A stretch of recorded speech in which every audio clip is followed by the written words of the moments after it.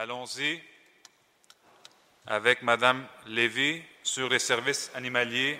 Elle veut discuter avec M. Deschamps. Bonsoir. Oui. Bonsoir. Bonsoir, M. Deschamps.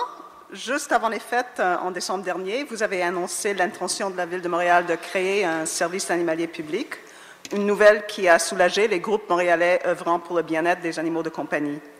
Nous sommes ici ce soir pour vous demander une mise à jour sur ce projet. Nous espérons qu'il y a eu du progrès dans le dossier pendant le premier trimestre de 2012, particulièrement à la lumière du fait que, par manque d'autres options, certains arrondissements se voient dans l'obligation de renouveler leur contrat avec le Berger Blanc, même s'ils préfèrent avoir recours à une alternative.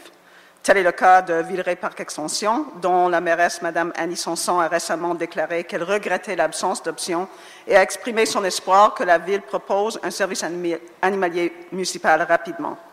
Nous savons que la Ville de Laval a déjà fait des pas importants en avant en appuyant avec un support financier, administratif et juridique la création d'un organisme à but non lucratif, les services animaliers de Laval, qui aura comme mission de fournir les services animaliers pour la municipalité. De plus, dans son budget de cette année, la Ville de Laval a mis des sommes d'argent de côté en vue de la construction d'un bâtiment qui pourra accueillir un futur service animalier et a déjà choisi un terrain près de l'autoroute 25. Sur la Rive-Sud, on a aussi fait une offre d'achat sur un bâtiment afin de fournir un espace au service animalier Rive-Sud.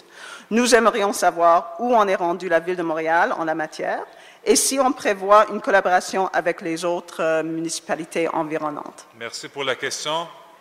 Conseiller Deschamps. Alors, à Montréal, parce que Laval, on n'a pas beaucoup de contrôle sur ce qu'ils font, moi, je peux vous dire que le dossier avance.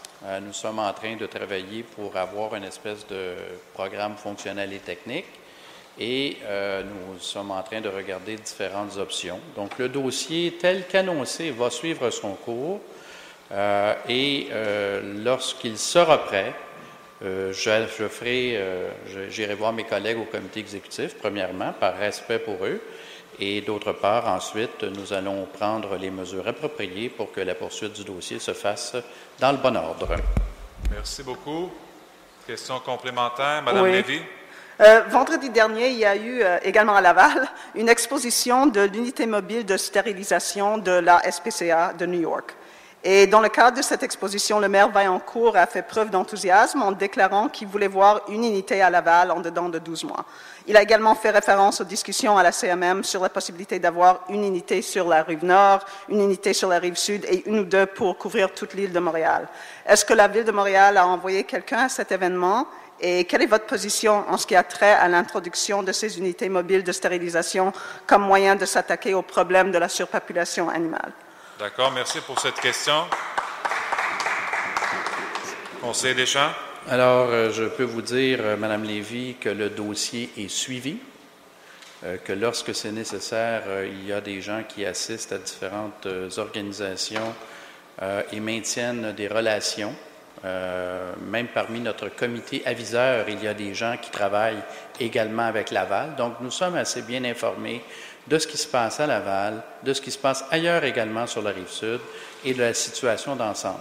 Je réitère que nous travaillons et que nous prenons toutes les mesures pour faire en sorte que la gestion animalière soit de haut niveau à Montréal. Merci. Merci, Mme Lévy. Merci.